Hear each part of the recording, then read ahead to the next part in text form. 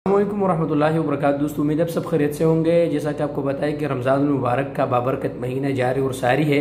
अल्लाह तबारक व तआला से दुआ है कि अल्लाह तबारक व तआला हमें इस महीने में मज़ीद नेक अमाल करने की तौफ़ीक़ अता फ़रमाए और हमारे दिलों से हसद बुग़ज़ और ये चीज़ें सब अल्लाह रब्बुल आलमीन हमेशा के लिए निकाल दे।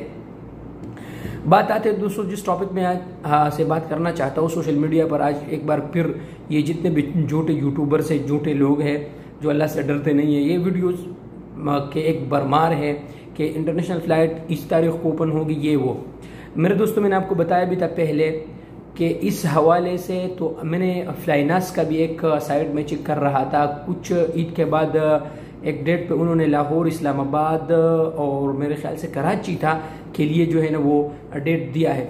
लेकिन दोस्तों अगर वो डेट दे भी ना तो ये सब सऊदी वज़ारत दाखिला जब ऐलान करेंगे इंटरनेशनल फ़्लाइट से पाबंदी हटाने के लिए तब ही होगा।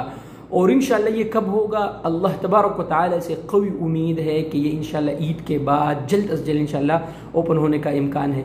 लिहाजा आप दोस्तों से मेरी रिक्वेस्ट है कि इंशाल्लाह आप दोस्त इत्मीनान रखें इस बात पर और अल्लाह से दुआ करें, हम भी करें कि अल्लाह ताला हालात नॉर्मल करे। अल्लाह ताला आप सबको वापस अपने नौकरियों पर वापस खैर और आफियत से वापस लेके आए। लिहाजा आपसे रिक्वेस्ट है कि इन चीज़ों से दूर रहें, इन झूठे खबरों जो ये झूठे खबरें फैलाते हैं, एक लाइक के लिए, एक सब्सक्राइब के लिए। लिहाजा दोस्तों इंशाल्लाह जैसा ही ऐलान होगा इंटरनेशनल फ़्लाइट ओपन होने का, लेकिन ये पहले जैसा नहीं होगा मेरे प्यारे भाइयों। इसके लिए एक तरीक़ाकार होगा क्वारंटाइन का 7 दिन आपने, इसके लिए इंशाल्लाह फिर तफसील से मैं वीडियो बनाऊंगा।